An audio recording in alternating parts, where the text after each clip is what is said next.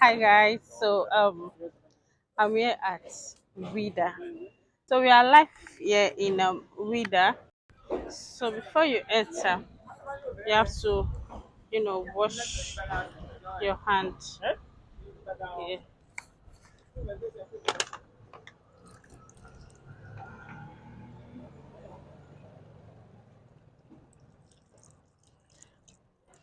Ledo. Okay. Et donc les Pythons repoussaient les invasions des rois d'Abomey. C'est la raison pour laquelle nous l'avons adopté comme divinité mère. Chez nous, ici à Ouida, le groupe ethnique socio-culturel qui adore les Pythons sont appelés les Ouida. Les Ouida, c'est des personnes qui portent des scarifications sur les visages, deux sur les fronts, deux au niveau des tempes et deux au niveau des joues. C'est fait 3 mois après la naissance pour les identifier par rapport à la divinité. Mais surtout, lorsqu'ils quittent le territoire pour un autre milieu, on doit pouvoir les reconnaître en tant qu'adeptes de cette divinité tout simplement. Et d'ailleurs, ce qu'il faut savoir ici, ces scarifications ne se font plus assez de nos jours parce que le monde évolue. C'est le vaudou qui s'adapte un tout petit peu à la modernité. Parce que là, il va falloir qu'on conserve tout simplement nos valeurs ancestrales. Et donc, nous jumelons entre la modernité et la tradition afin de pouvoir conserver nos héritages tout simplement. Mais toutefois, vous pouvez voir des adeptes de cette nouvelle génération, de cette tendance, qui peuvent encore appartenir ou qui peuvent encore faire les scarifications.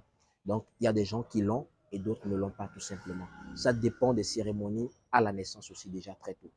Et vous avez deux catégories de pitons. Dangbe Pong, le mâle, il est court sur le tableau jaune. Vous avez Dangbe Dre, la femelle, elle est longue sur le tableau bleu. Et là, les grands arbres que vous remarquez dans la maison sont des faux colatiers. C'est des arbres multicentenaires. C'est ce qui montre l'existence d'une grande forêt ici au départ. Ce sont nos ancêtres, nos aïeux, qui ont cédé l'espace sur lequel se trouve la grande église en face de nous, la basilique. Et là aussi, vous pouvez remarquer dehors sur le parking, vous avez un baobab qui a plus de 6 siècles déjà. L'arbre que vous apercevez tout au fond là-bas sur le parking.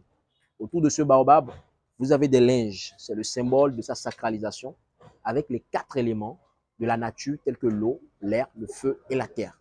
J'ai dit que c'est le vaudou qui est basé sur ces 4 éléments principaux. Et donc le blanc pour l'eau, le noir pour l'air, le rouge pour le feu et la couleur verte tachetée de blanc pour la terre tout simplement.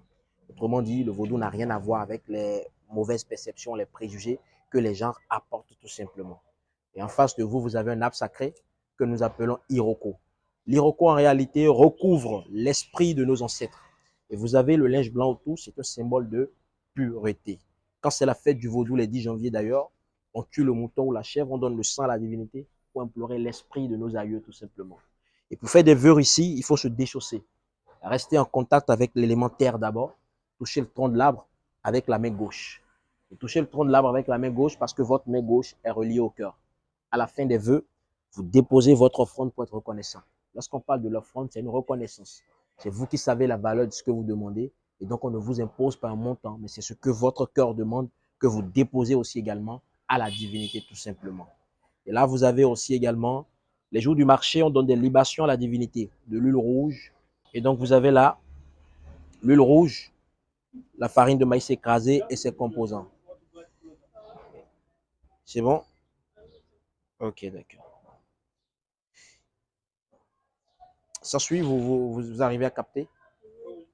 Ok, d'accord. Faites deux, Okay. deux, deux, Yes. deux, deux. Hmm. C'est comme ça on scarifie les adeptes 3 mois après la naissance aussi également. C'est bon? Vous avez des questions? Quand on dit Ouida, c'est le royaume du serpent bienfaiteur.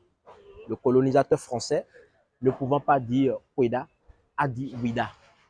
Les Hollandais, les Danois, tels que Juda, Adjuda, Waïda et Fida tout simplement.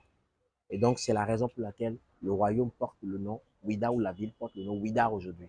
Et donc, c'est de l'origine Ouida est tiré le nom Ouida tout simplement. Et vous avez là en face de vous la case la plus sacrée du temple, c'est le sanctuaire. À l'intérieur, nous avons l'autel de la divinité Python. Lorsqu'on parle de l'autel, c'est une pierre sacrée qui date de plusieurs siècles. Il faut dire que déjà là, ici, le temple existe depuis le XIIIe siècle. Et entre le XIIIe et le XVIIe siècle, c'est l'essor du temple. Et donc, par conséquent, la case date de 1717. En 1992, on l'a restaurée avec les piliers en béton, les coups de ciment et la toiture qui a subi une restauration tout simplement. La porte est fermée aujourd'hui parce que ce n'est pas un jour du marché.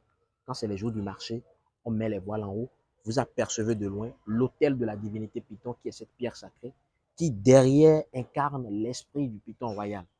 Ici, nous avons des règlements, des règles, des normes qu'il faut respecter.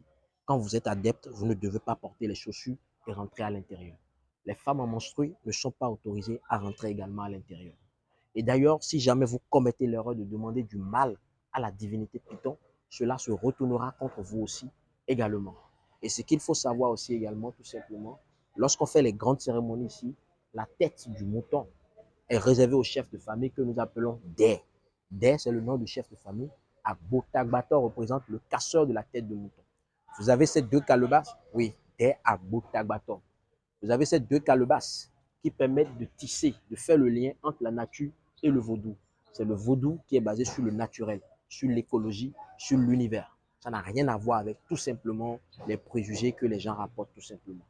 Sorcellerie, magie noire, envoûtement, non, ça c'est pas le vaudou. Le vaudou à l'état naturel, c'est les arbres que vous observez. C'est là l'abbé se fait purifier sur instruction du chef vaudou.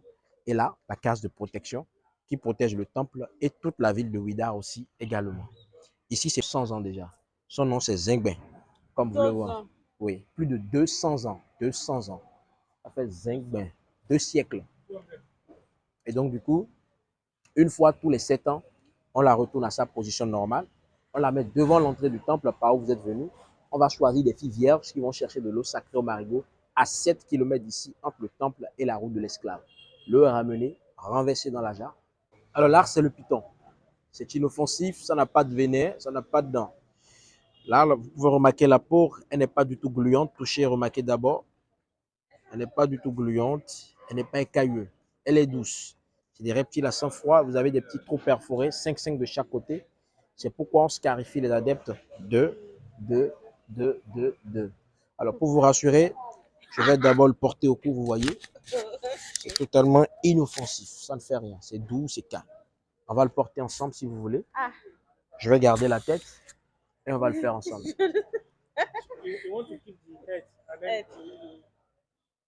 Ok. Voilà. Voilà. Détendez-vous, détendez-vous. Voilà. Allez, détendez-vous, détendez-vous, détendez-vous. Détendez-vous.